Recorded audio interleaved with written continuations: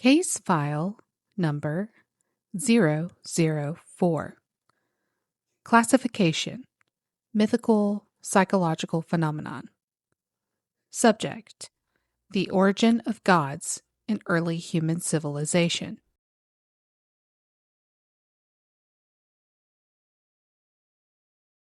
Before humanity feared monsters, before shadows had names, before anything lurked in the dark, there was something else, something louder, something impossible to ignore. The sky would split open without warning. Light would tear across it. Thunder would follow, violent, immediate, undeniable. The ground would shake beneath their feet. The wind would rise without reason. And the rain would fall so hard it erased everything. There was no explanation, no science, no language to soften what they were seeing. Only experience. Only fear. Imagine standing in an open field thousands of years ago. No shelter, no walls, no understanding of what the sky is or why it moves the way it does. And suddenly, everything above you begins to change. The light disappears. The air becomes heavy. The wind begins to scream. And then, a crack of thunder so loud it feels like the world itself is breaking apart. You don't think. You don't question. Your body reacts before your mind can catch up. Your heart races. Your muscles tighten.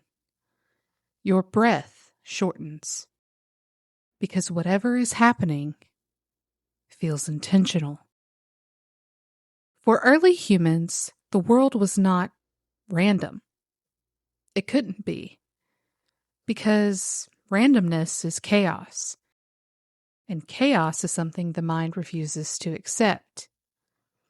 So when the sky moved, something must have moved it. When the storms came, something must have sent them. When the ground shook, something must have caused it. And whatever that something was, it had power. Power far beyond anything human. This is where it begins. Not with monsters, not with myths, but with something far more important. The moment humanity stopped asking, "What is happening?" and started asking, "Who is doing this?" Because the moment you ask who, you are no longer afraid of the world. You are afraid of something behind it. And that is how the first gods were born.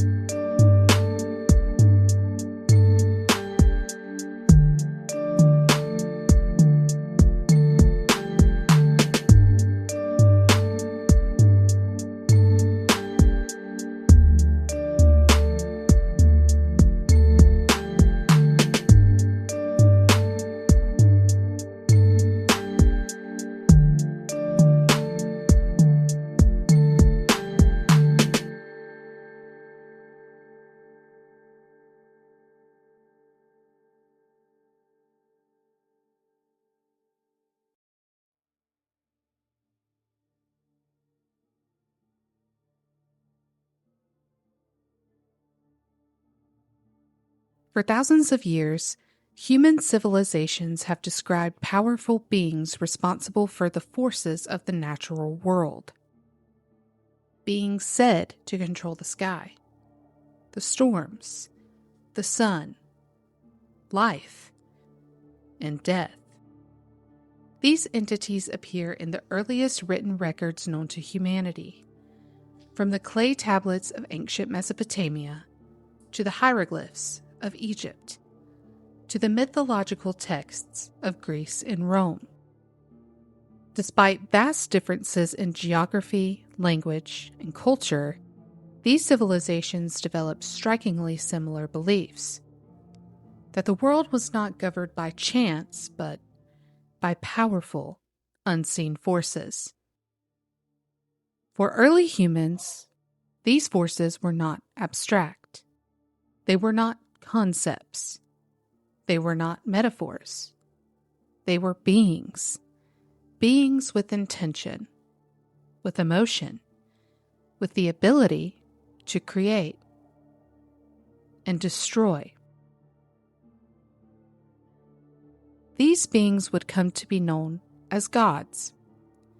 But the question remains, were these gods created to explain the unknown, or were they something more? This case file examines the origins of the first gods, the civilizations that worship them, and the psychological forces that may explain why humanity has always believed in something greater than itself. Before the stories, before the temples, before the names.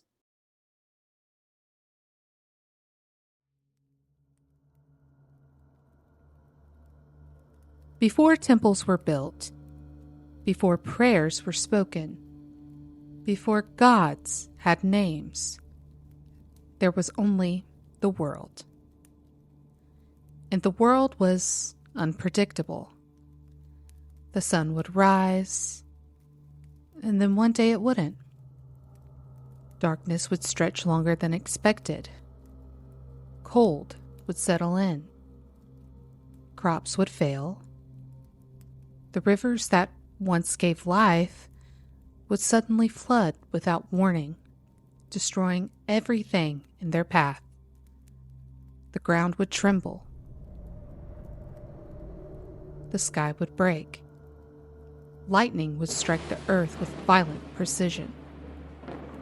And there was no explanation, no understanding of weather, no understanding of seasons, no understanding of why life could be taken as easily as it was given. For early humans, survival depended on recognizing patterns. Patterns meant safety. Patterns meant predictability. And predictability meant control. But the world refused to follow a pattern they could fully understand. So the human mind did what it has always done when faced with the unknown.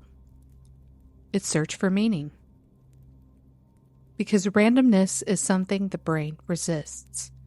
It creates discomfort, uncertainty, fear. And fear demands an answer. So instead of asking, why did this happen? Early humans began asking something else. Who caused this? Because if something caused it, then maybe it could be understood. Maybe it could be predicted. Maybe it could be controlled. This was the moment everything changed. The storm was no longer just a storm. It became something intentional. The sun was no longer just light. It became something powerful. Death was no longer just an ending. It became something decided. And once something has intention, it becomes something you can speak to. Something you can fear, something you can worship. This is how the first gods began to take shape, not as fully formed beings, but as ideas.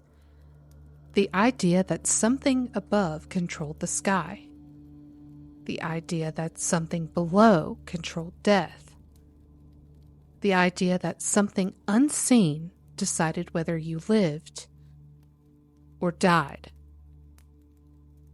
And once those ideas formed, they began to evolve. Because humans don't just create explanations, they create stories. Stories give structure. Stories give identity. Stories give something abstract a face. The storm became a god with anger. The sun became a god with power. The earth became something alive, something that could give and take. But these early gods were not kind. They were not comforting. They were not created to love humanity. They were created to explain fear. And fear does not create gentle things. It creates powerful things, unpredictable things, things that must be respected, or else. Because if something controls the sky, it can take it away. If something controls the rain, it can choose not to give it. If something controls life, it can just as easily decide to end it. And this is where belief becomes something more than explanation. It becomes survival. Early humans did not just believe in gods. They depended on them. If the crops failed, it meant something was wrong. If a storm destroyed a village, it meant something was angry. If illness spread, it meant something had been disturbed. And if something was causing these events, then maybe it could be influenced. This is where rituals begin. Offerings, sacrifices, prayers, all of which were not acts of devotion, but as attempts to regain control, to calm whatever force was responsible, and to negotiate with something far more powerful. Because once you believe something is in control, you will do anything to stay on its good side. And that belief would go on to shape entire civilizations. Cities would rise in the name of gods. Kings would claim to speak for them. Wars would be fought because of them. All built on a single idea: that the world is not random, that something is watching, something is deciding, something is in control. But what makes this even more fascinating is that this idea did not exist in just one place. It appeared everywhere. Civilizations separated by thousands of miles, with no contact with one another, began creating similar explanations. Different names, different stories, different faces, but the same core belief. That something greater than humanity existed and controlled the world around them. In the first place we see this belief written down in a way we can still study today is one of the oldest civilizations in human history. Ancient Mesopotamia.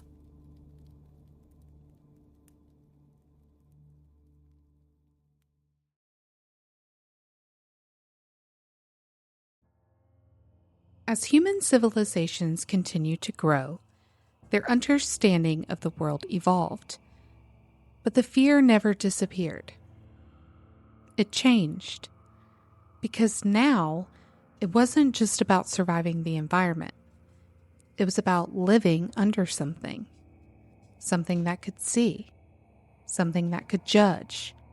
Something that could decide. In ancient Egypt, this idea took on a new form.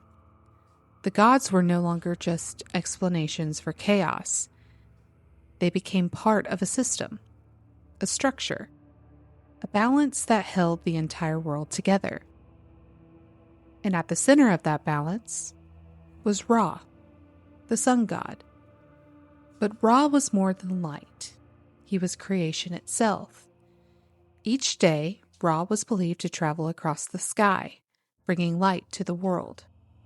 And each night he would descend into the underworld, a place of darkness, of danger, where he would face forces that threatened to destroy him.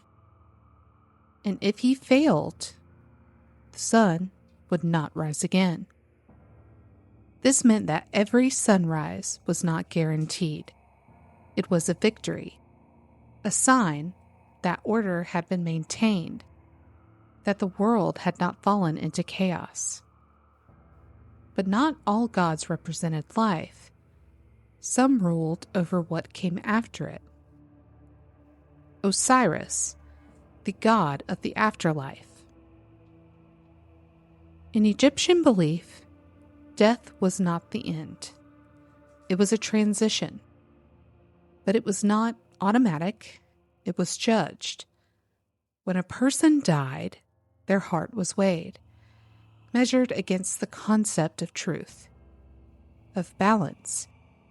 And if they were found unworthy, they did not pass on. They were erased. This created a different kind of fear. Not just fear of the world, but fear of judgment. Fear that something was watching your life and would decide what happened to you after it ended. And this idea did not just stay in Egypt. It evolved. In ancient Greece, the gods became even more human, more emotional, more reactive, and far more unpredictable. At the top of this system was Zeus, the ruler of the gods, the god of the sky. But unlike earlier deities, Zeus was not distant. He was involved. He interfered. He reacted. He punished. Lightning was no longer just a force of nature. It was a weapon. Something thrown with intent. Something meant to send a message. And that message was clear. There is something above you, and it is in control. But Zeus was not alone. There were many gods, each with their own personalities, their own desires, their own flaws. And that is what made them different. They were not perfect. They were powerful. But they were also emotional, capable of anger, jealousy, resentment. And those emotions had consequences. Then there is Hades. Not a god of punishment, but a god of inevitability. The ruler of the underworld. The one place every human would eventually go. Hades did not chase. He did not hunt. He waited. And no matter who you were, no matter what you believed, you would reach him eventually. Egypt and Greece were not alone in this. Across the world, different civilizations were arriving at the same conclusions. That something existed beyond them. Something powerful. Something watching. In the north, among the Norse, the gods were not distant rulers of order. They were warriors, beings like Odin, who sought knowledge at any cost, and Thor, whose power was felt through thunder itself. But even these gods were not permanent. They could die. They could fall. And that meant something terrifying. Even the gods were not in control of everything. In other parts of the world, the gods were tied directly to destruction. In Hindu tradition, there is Shiva, not just a god of destruction, but of transformation. The one who ends cycles, so something new can begin. Creation and destruction existing as part of the same force. And in Mesoamerican belief, gods like Tezcatlipoca represented something even more unsettling. A god associated with night, with conflict, with the idea that fate itself could shift without warning. He was not a god you controlled. He was a god you endured. Across oceans, across centuries, across civilizations that never touched, the same ideas appear. Gods that control the sky, gods that govern death, gods that influence fate. Different names, different roles.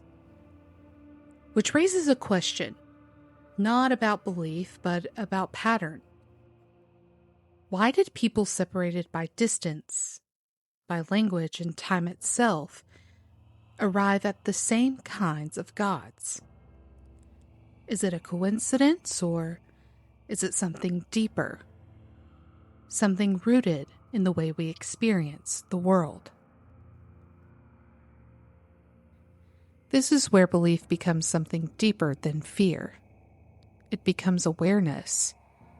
Because now, it wasn't just the world that felt controlled. It was life itself, and what came after it. Across these civilizations, the idea of gods had changed. They were no longer just explanations for the unknown. They became rulers, judges, observers, beings that could influence every part of human existence. From the moment you were born to the moment you died, and even beyond that. And once you believe something is watching, you begin to change how you live, how you act, how you think. Because now your choices feel seen, and that changes everything. But there is something even more interesting than the gods themselves. It's the moments when people believed they experienced them. Not through stories, not through myth, but through something that felt real. Encounters. Moments where the line between belief and experience became unclear. Because if something is powerful enough to control the world, what happens when it gets close?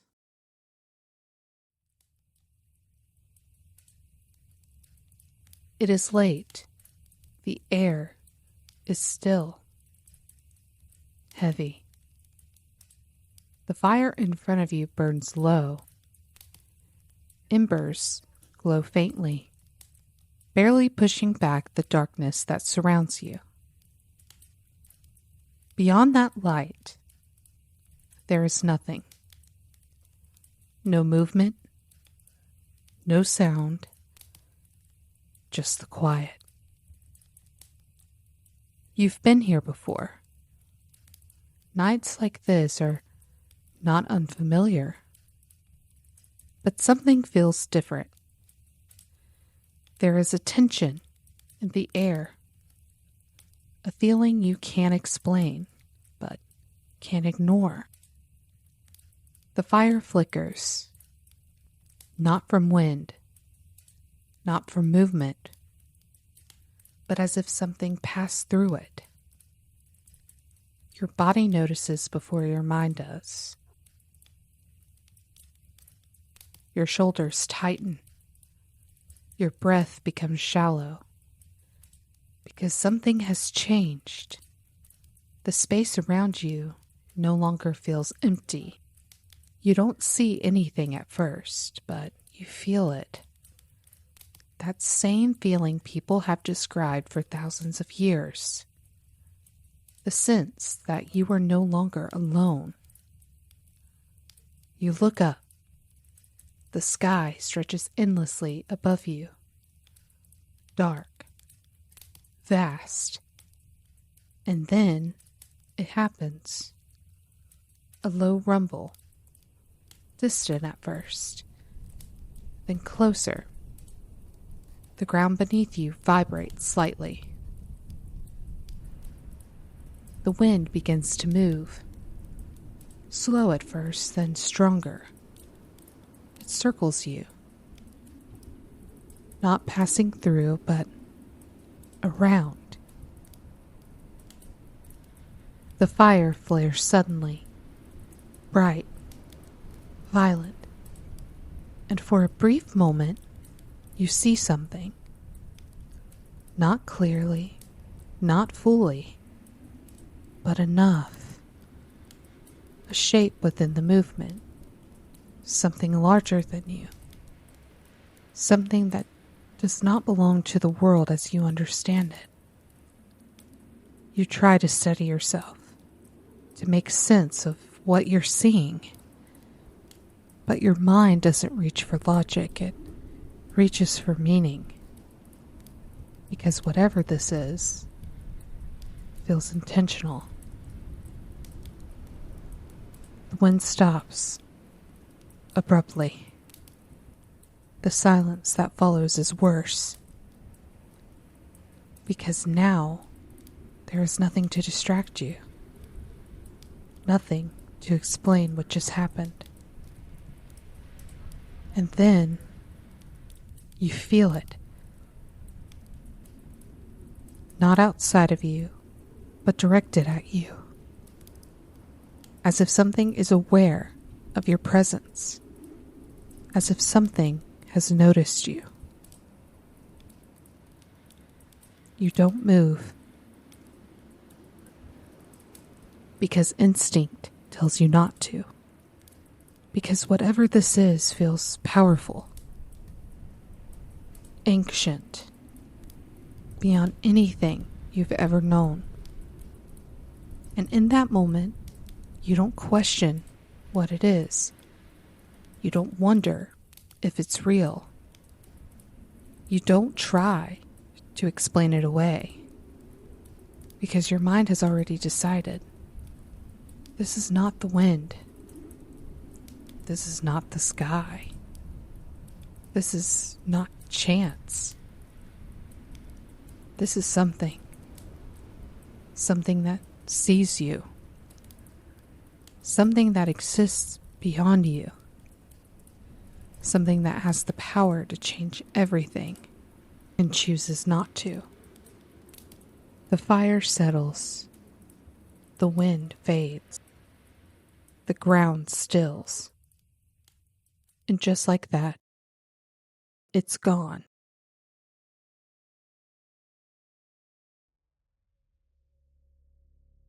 Tonight, we followed power.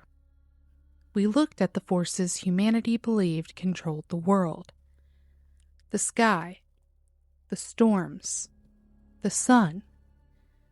We gave those forces names, faces, intentions, and in doing so, we created gods. Beings that ruled above us. Beings that could decide. Beings that could take. But there is something we haven't explored yet.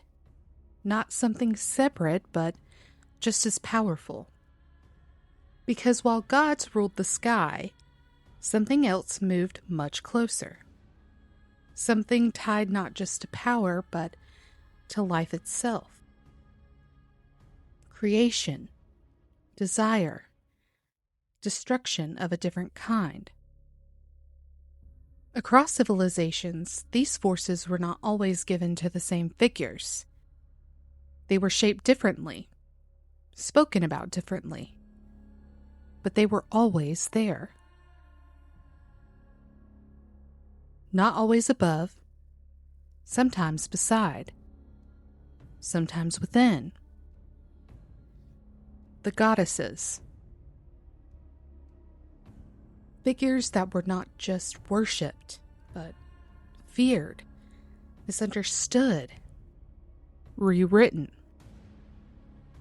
Because unlike the gods we've spoken about, their power wasn't always loud.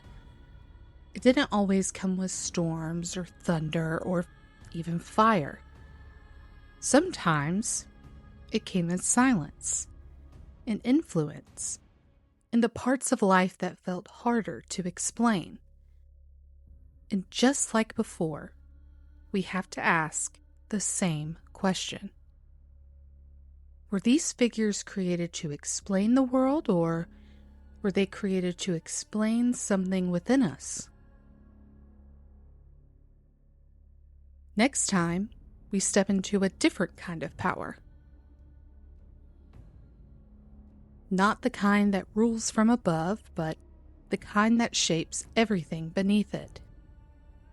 We'll meet figures like Ishtar, who embodied both desire and destruction. Aphrodite, whose influence could start wars without ever lifting a weapon.